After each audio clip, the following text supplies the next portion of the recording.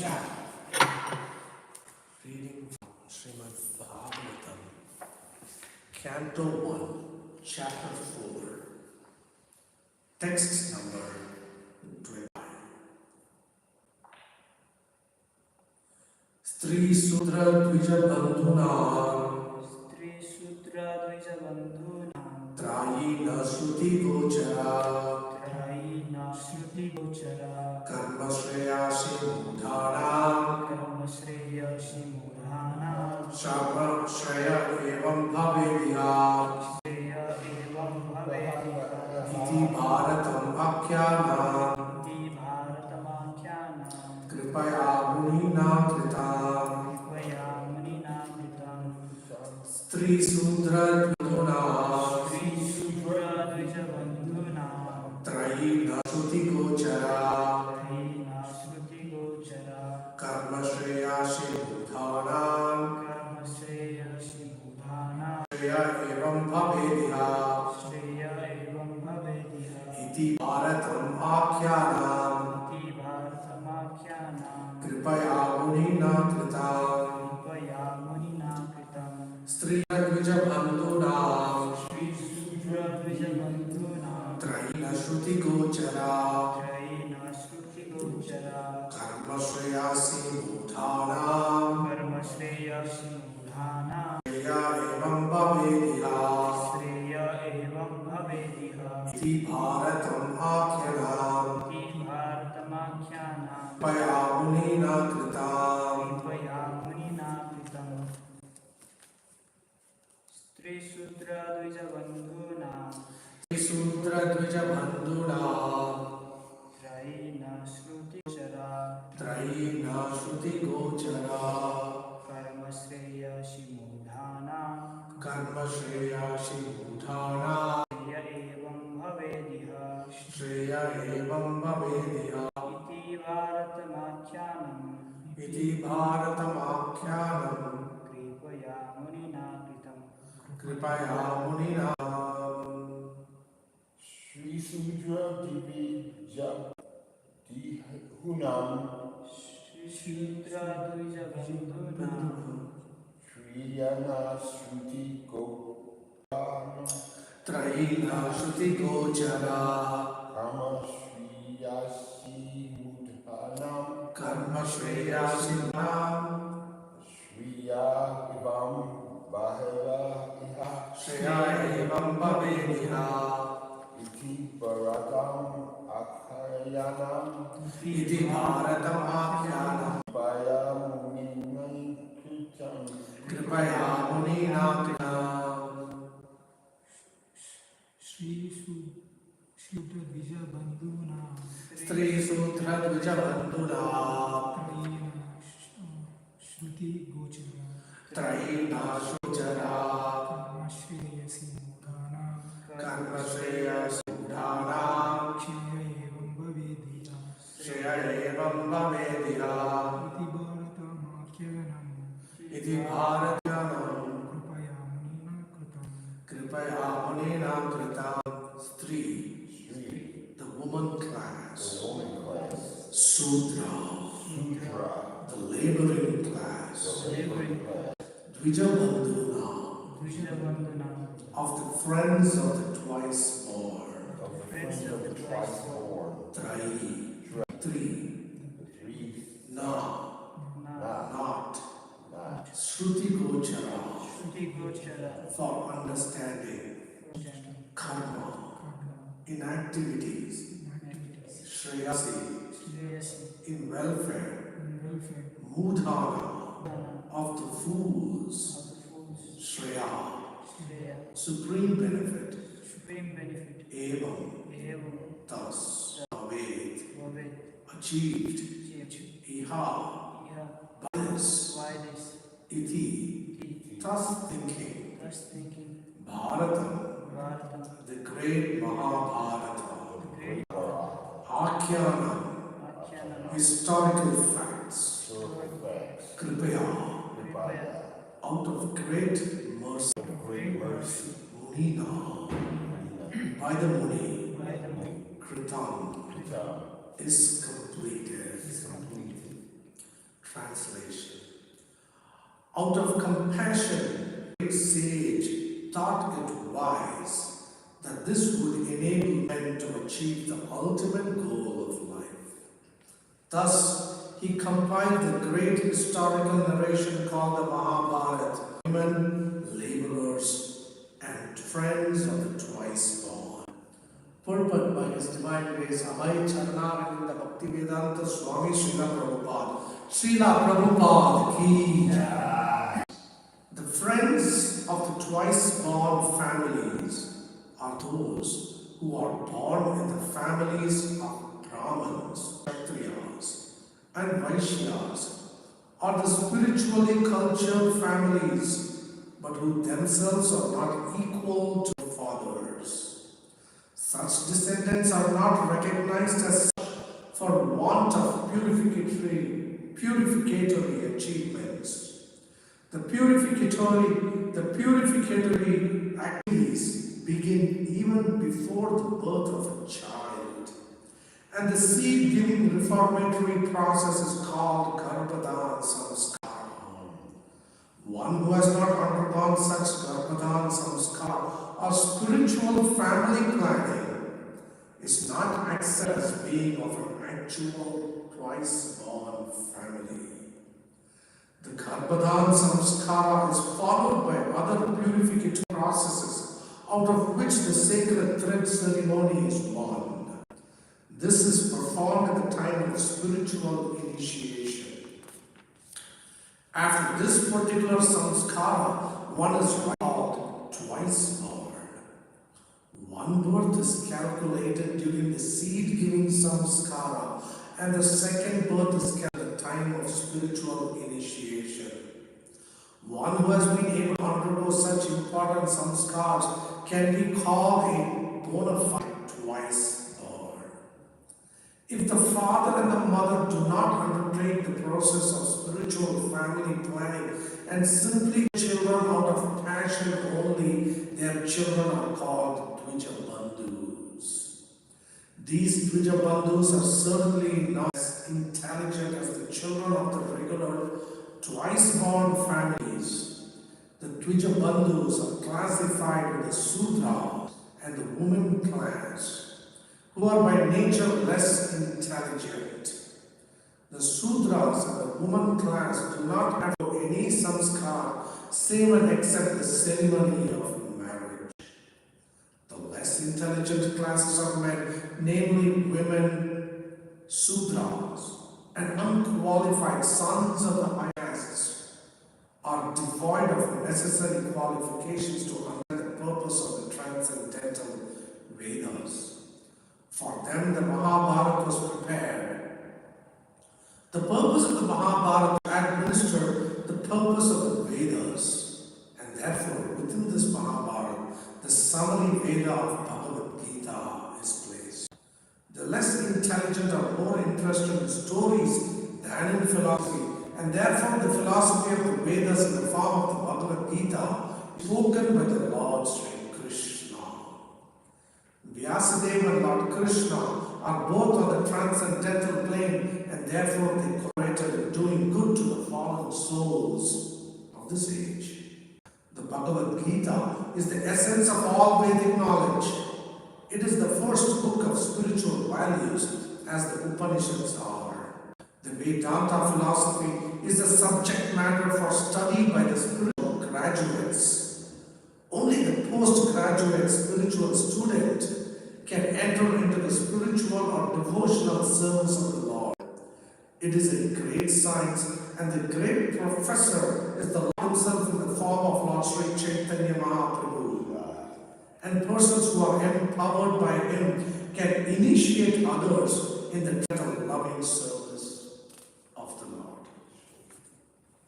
Translation: out of compassion, the great sage thought it wise to enable men to achieve the ultimate goal of life. Thus he compiled the great historical narration called the Mahabharata for women, laborers, and friends of the twice born. Om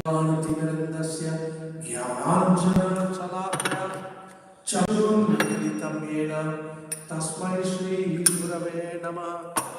Shri Chaitanya Manobhishtam Sthapitam Yena Bhutale Swayam Rupa Padamahyam Dadati Swapadantikam Vandeham Shri Guru Shri Yuta Padakamalam Shri Gurun Vaishnavamscha Shri Rupam Sagrajata Sahagana Raghunathamritam Tam Sajivam Sadvaitam Savadutam Parijana Krishna Chaitanya Devam Shri Radha Krishna Padam Sahagana Lalita Shri Vishakhamritamscha He Krishna Khandhu Dinabandho Jagatpate Gopesa Gopika Kanta Radha Kanta Namostute Tapta Kanchana Bharani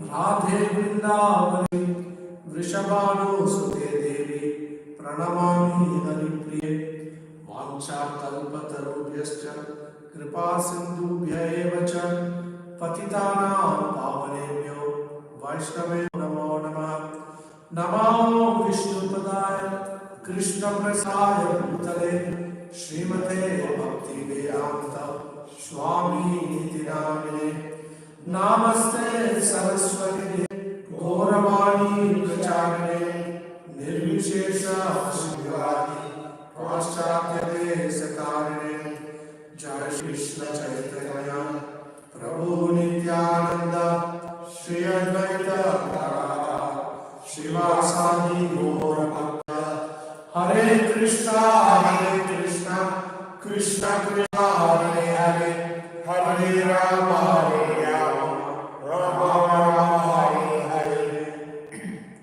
Mukam Karoti Chalam Bhangum Langayate Girim Yat Kripa Tamam Vande Nandavanam Sri Chaitanya Ishwaram Hare Krishna.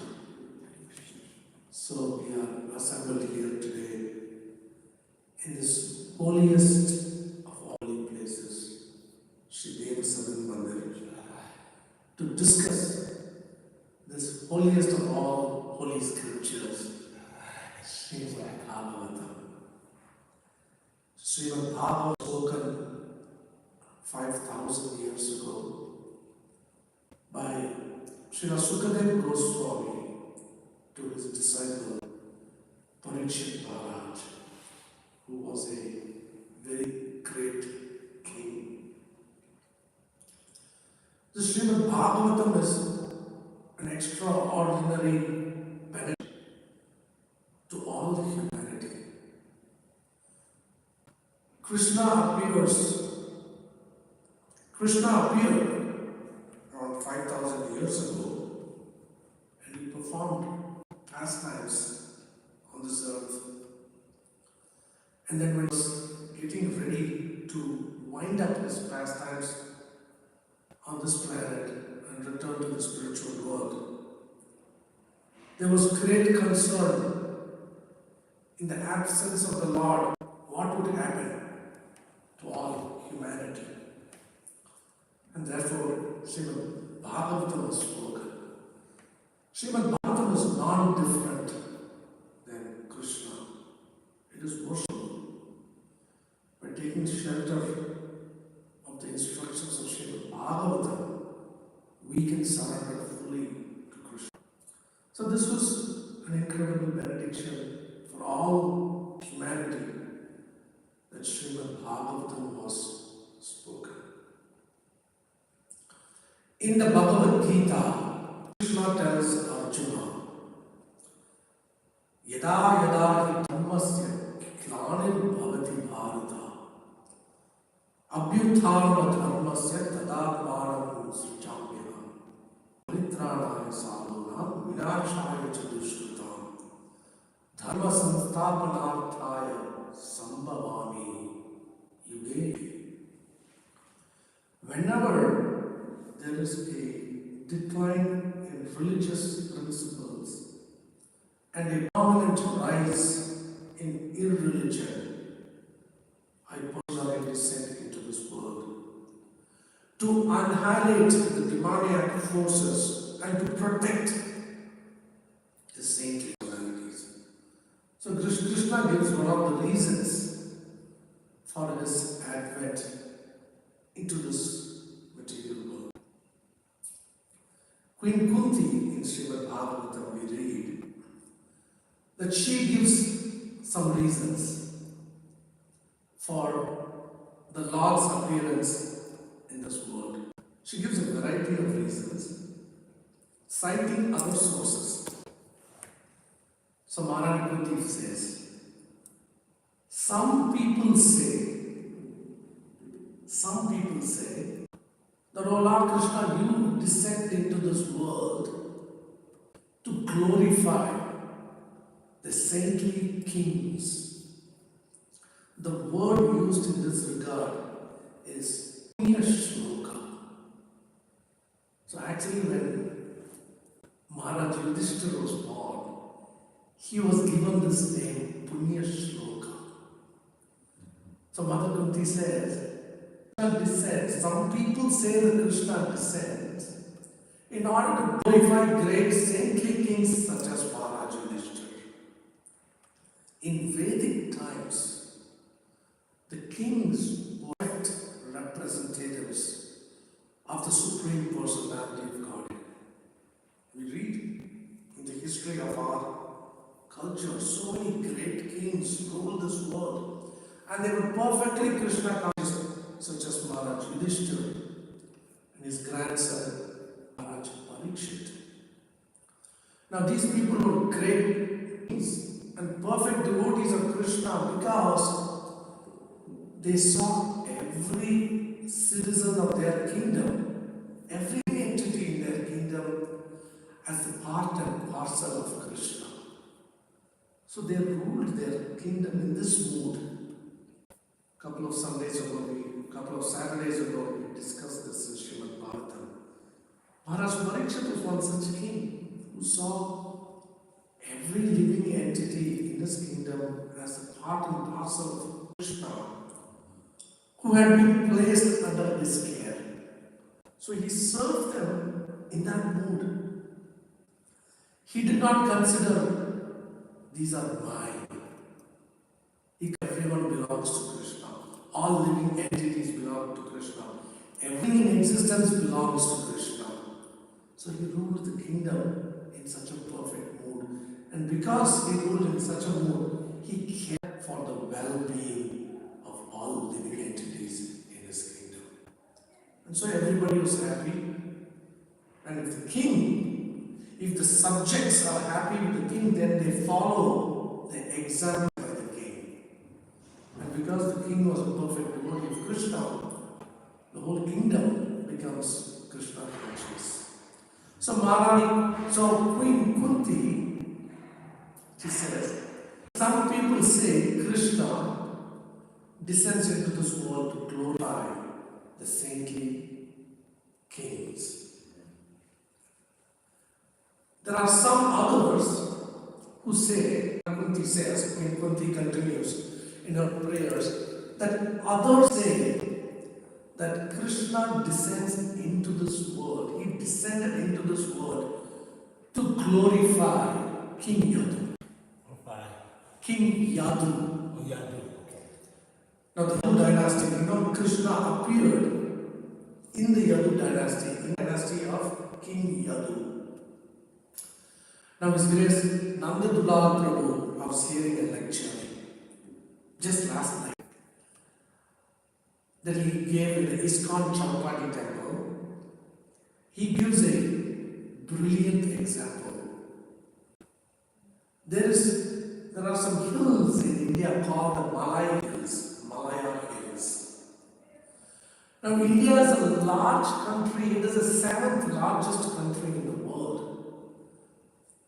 So many hills in India, hundreds and thousands of hills. So what is so special about Malaya Hills? Why are these hills so popular? It is because in the Malaya Hills, sandalwood trees are to be found. Sandalwood. Yes. Sandalwood trees are very precious for the sandalwood. are hundreds and thousands of hills. The Malaya hills are very famous because sandalwood trees grow on this hill. So because of the sandalwood tree,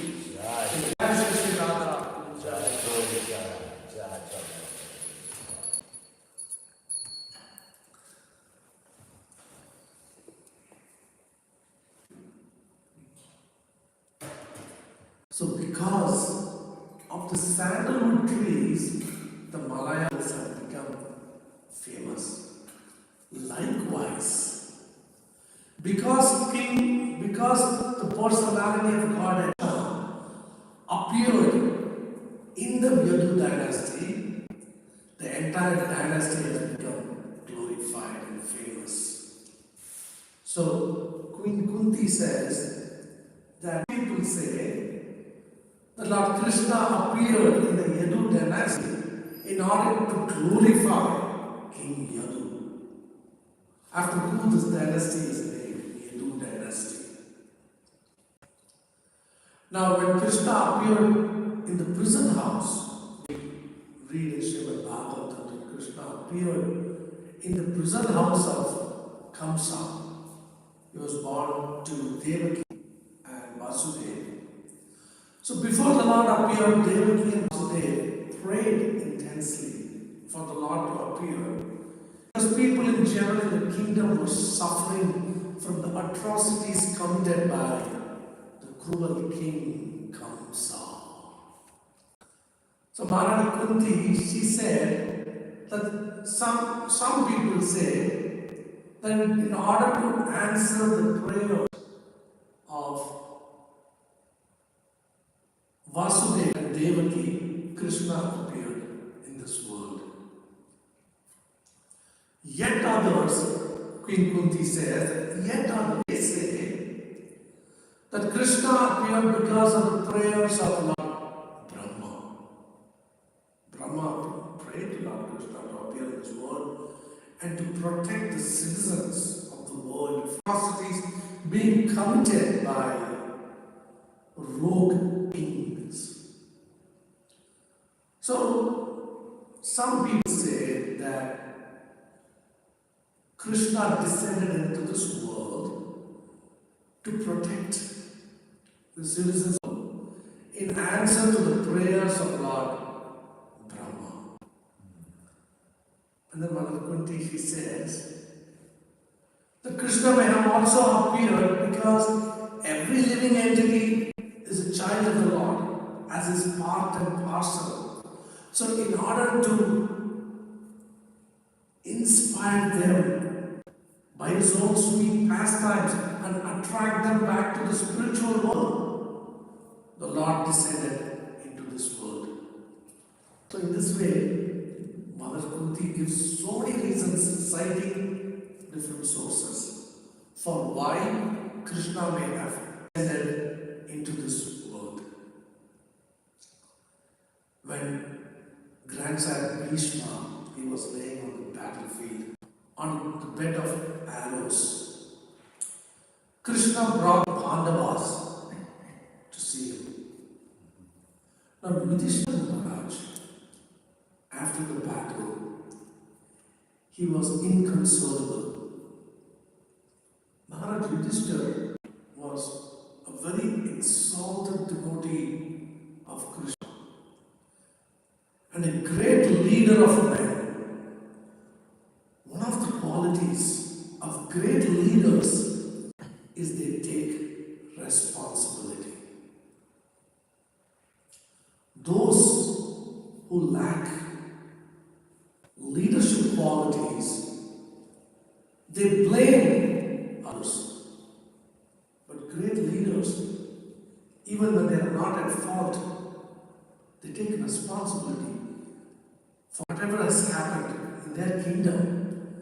Yudhishthira Maharaj was completely faultless, yet he considered, because I wanted to be the king.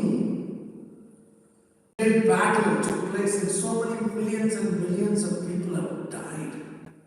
So it is because of my desire to be king that caused the death of so many people. So he took responsibility for what happened in the battle. Even though he had no personal motivation to be king. So Lord Krishna brought him to Grandsire Bhishma's instruction. So that Grandsire Bhishma enlightened the king. So Grandsire Bhishma said to the Pandavas, it is a wonder that you're even still alive. Because throughout the course of their life, so many attempts have been made on their life by the inimical and envious Kauravas, led by Duryodhana.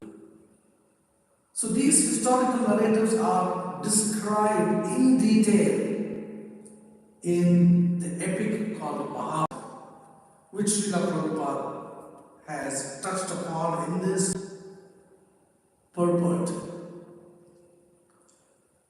Sometimes people are not so apt or so attracted by philosophical knowledge out of ignorance, but they're very interested in hearing about stories related to politics and other subjects.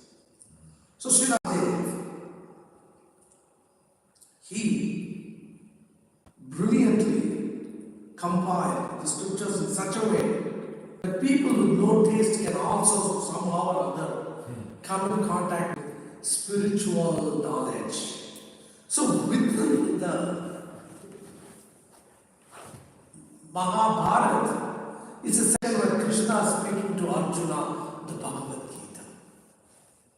So just as if there is a young child, children usually don't like medicines.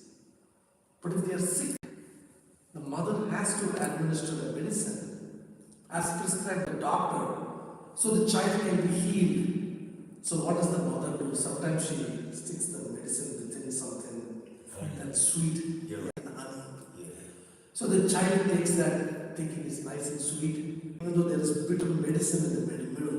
Yes? And then the child begins to be healed. Likewise, those ignorance about the real purpose of human life find the Bhagavad Gita, which is actually the sweetest of sweet nectar, to be bitter. The example that is given is one who is suffering from jaundice. For one who is suffering from jaundice, sugarcane juice tastes bitter. Actually, sugarcane juice is such a sweet nectarian juice.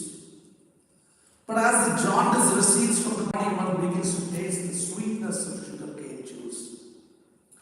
So likewise, in the conditioned state of existence, sometimes philosophy and the subjects of Krishna consciousness may taste bitter. And people may not be so interested. So the Bhagavad Gita is actually placed in the middle of these stories of Mahabharata. So we read, they eventually come to a section about Bhagavad Gita, they read that as well and become purified and enlightened. So that's why it is said here, out of compassion the great sage was wise that this would enable men to achieve the ultimate goal of life.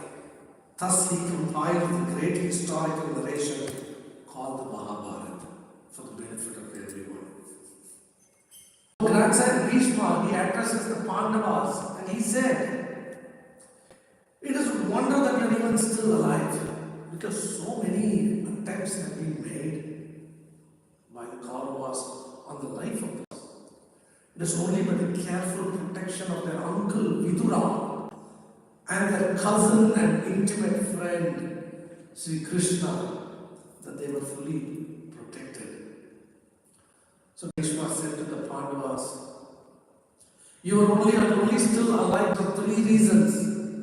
Because of the blessings of the Brahmins upon you, because of your adherence to principles.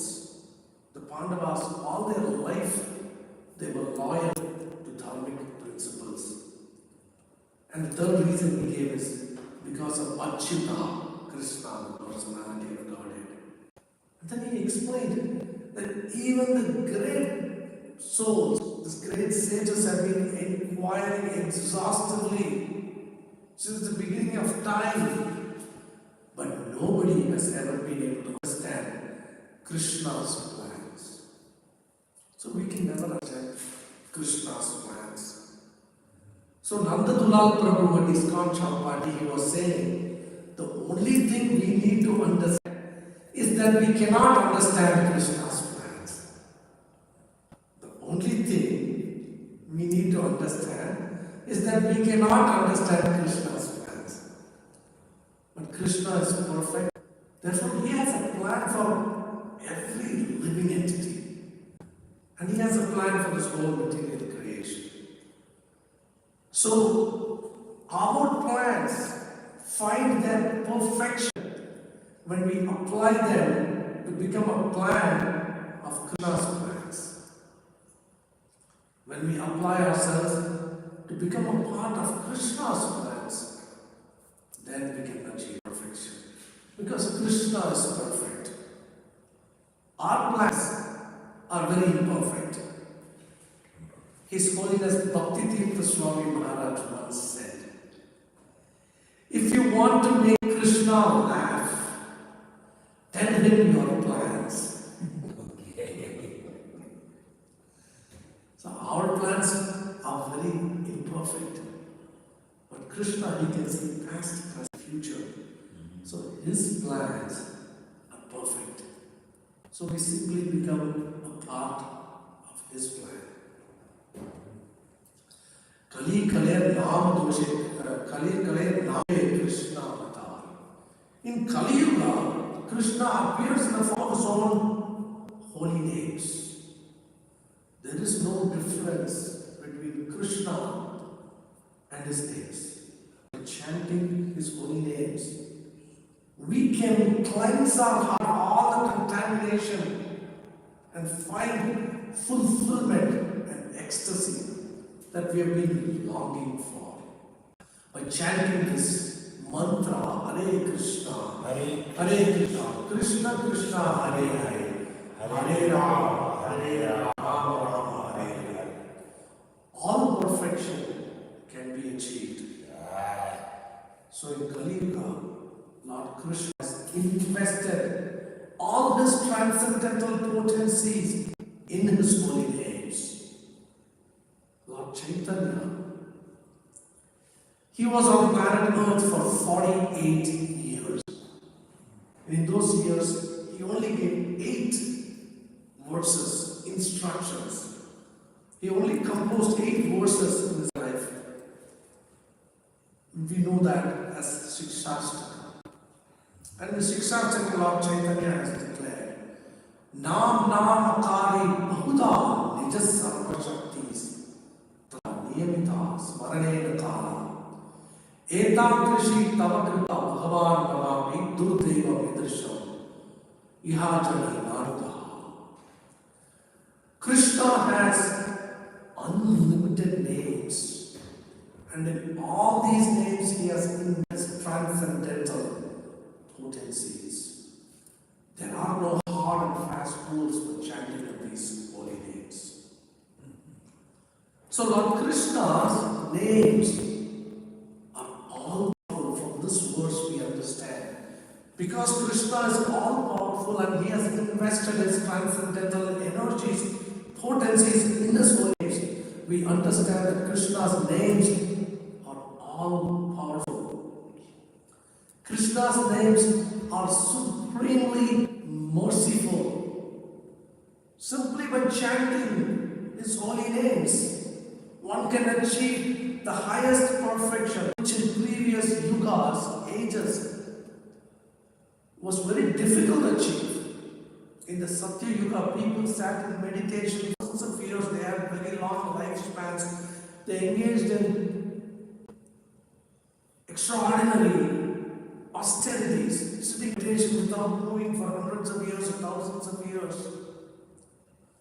In the Treta Yuga, people engaged in yajnas, fire sacrifices, to achieve perfection. In Dwapar Yuga, people engaged in deity worship, that was the Yuga Dharma. But in Kali, very simple, simply by chanting the holy names of Krishna, one can achieve the highest perfection that people had to engage in different activities in previous yugas to achieve. So Krishna's names are supremely merciful, and Krishna's holy names are very easily accessible. How difficult it is to chant Hare Krishna. Srila Prabhupada says that this Hare Krishna Mahamantra, even a child can take part in it, or even a dog can take part in it. It is so simple. Therefore, Krishna, out of his supreme mercy, has made his holy names so easily accessible to all living entities, not just human beings. So when parties go out chanting Harinam, Harinam parties are out on the streets chanting, everyone benefits. Even a bird flying overhead that hears the Hare Krishna mantra being kirtan, he becomes benefited because Krishna is very accessible. So everyone who hears the holy name of Krishna, whether in the human body or a different species of life, becomes benefited. So in this way, Sri Krishna has made his holy names completely accessible, supremely merciful, and supremely powerful. Kritya Jagat Sarvam Rajate Sakala Param Chidanandamayam Shuddham Hare Namaiva Kevalam. The holy names of Krishna are so powerful that in comparison, this entire material creation seems as insignificant as a blade of grass. That is the power contained within the holy names of Krishna. And when we develop a taste for chanting the holy names of Krishna, we can experience so much nectar. Srila Rupa Goswami says he wishes he had millions of tongues to taste the nectar contained in the holy name of Krishna. And how do we develop that taste? We must chant and associate with those that have that taste. In the association of devotees who have a taste for chanting names, who have a taste for hearing Harikatha, who have a taste for reading Srimad Bhagavatam, in the association of such devotees, we can also acquire that taste. And that is why Srila Prabhupada very kindly has established so many centers throughout the world. And Bibles in the years since Srila Prabhupada's departure from this planet have kindly established more centers. We now have centers all over the world where people are given an opportunity to associate with each other and develop and acquire a taste to chant Harinam, to chant Japa, to chant Kirtan, the holy names of Krishna, to hear Harikatha, to discuss Srimad Bhagavatam and perfect their lives. So we are very fortunate that we have also been given this wonderful opportunity to hear and to serve. And by serving the great souls, this affinity, this propensity to hear is awakened. Shushusho Sabdadharasya Vasudeva Tataruchi. So how do we get this ruchi to hear Harikatha? It is by rendering service to the great soul.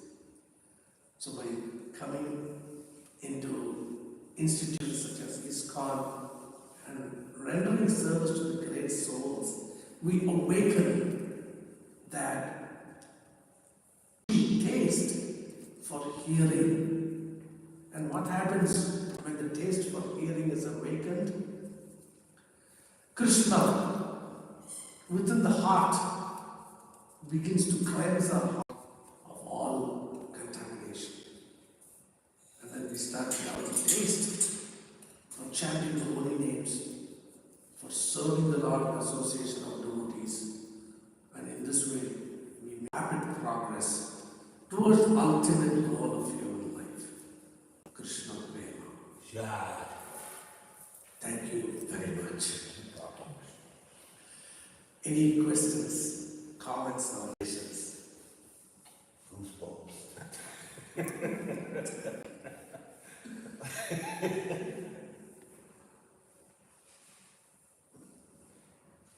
Dave Prabhu is in the beginning chanting the invocation mantras. I tell you, you are deriving great bliss just in the invocation mantras. So you have ruchi taste. Hope so. I'm a choir way. Thank you very much. We can go on prasadam now. Grantaraj Srimad Bhagavatam ki Srila Prabhu